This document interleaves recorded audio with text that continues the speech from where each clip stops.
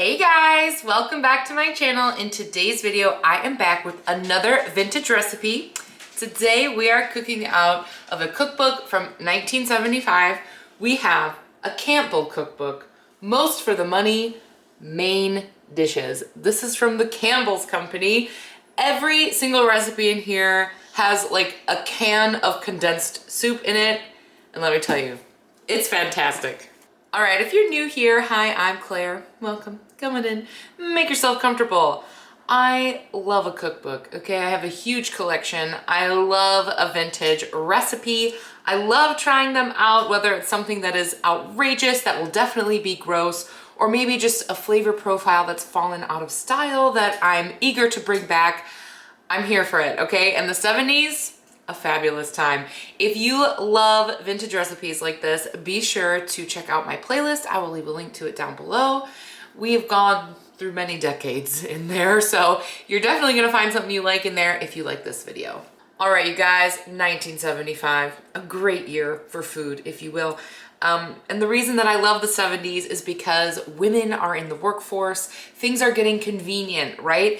We are making recipes that work for families who are busy, for women who are out there getting it done. We have the introduction of the crock pot.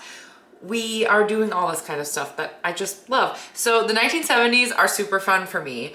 I will say, this is a time period where we might not have as many interesting spices and things like that going on, which is fine. And every once in a while I do get a comment of someone being offended that I think food from the 70s isn't always good. But the thing is there's plenty of food in 2026 that isn't good either.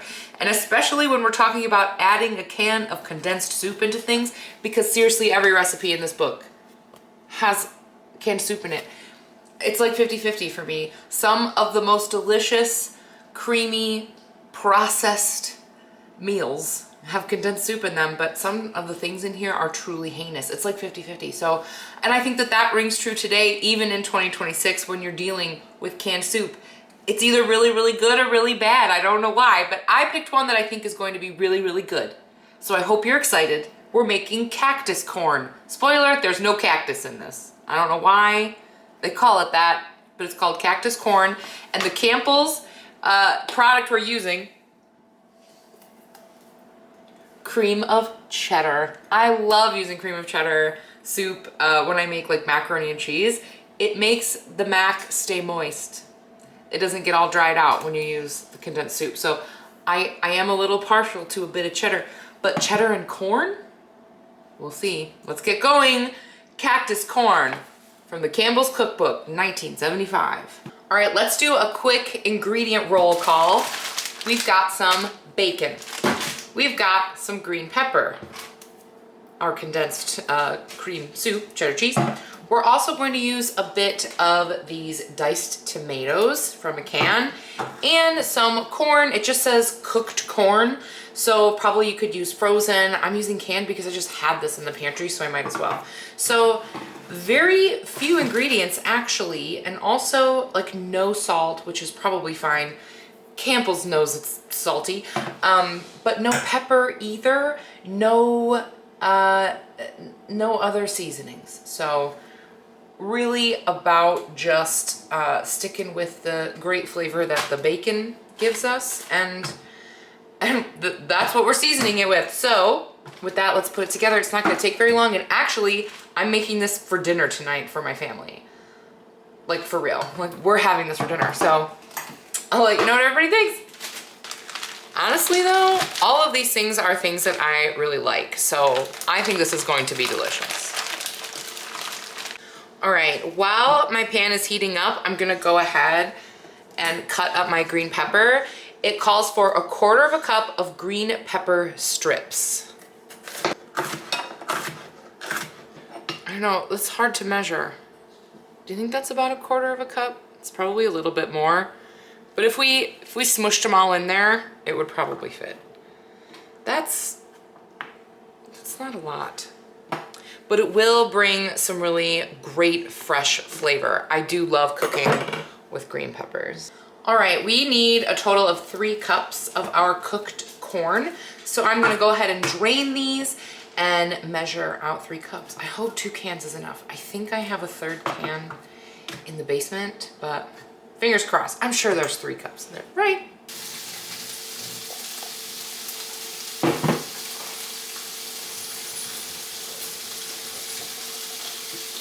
There we go, 3 cups of corn. All right, our bacon is sizzling away, but we might as well prep the diced tomatoes.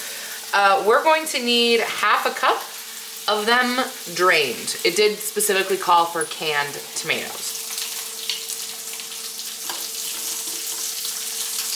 I mean, it's quite colorful, I will say that. It is not going to be bland. Even without the seasonings, this is still gonna be tasty and not bland. I have a lot of hope.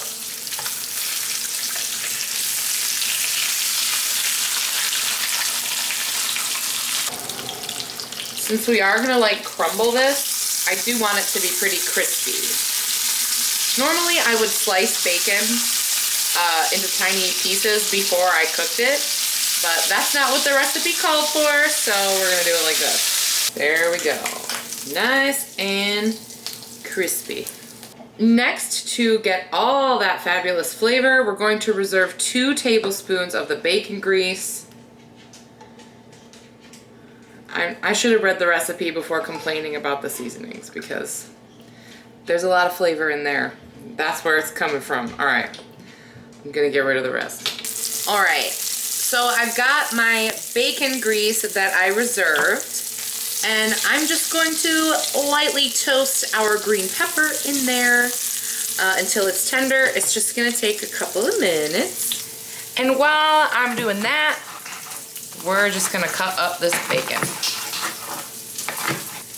Now we're going to add everything to the green peppers other than the bacon. So we're gonna throw the corn in, the soup in, and the tomatoes and heat it all the way through.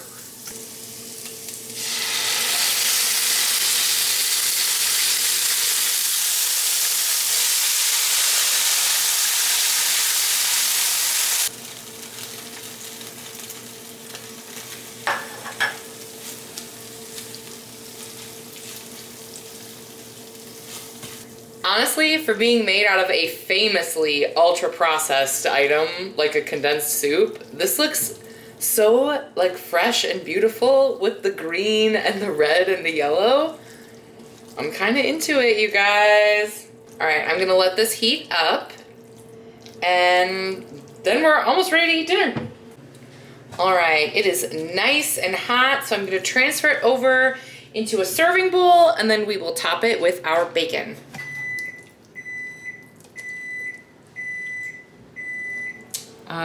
The microwave just dinged, and that means our pork is done, which is what we're having as our main course tonight. Throwing all of this bacon right on top. Honestly, this looks so delicious. I cannot wait to eat it. Tonight we are having a leftover pulled pork from the 4th of July. My husband smoked pork shoulder, and we just have the rest of it to use up. So I thought this would be a good side dish, and I also whipped up some homemade garlic bread as well. And that's dinner, so let's see what everybody thinks. All right, who's ready to try some? What about you, Daddy? Oh, it looks delicious. I think it looks good too. You want to try some, Desmond? Yeah. Cool. I mean, it sure smells good. All right, Desmond, cheers.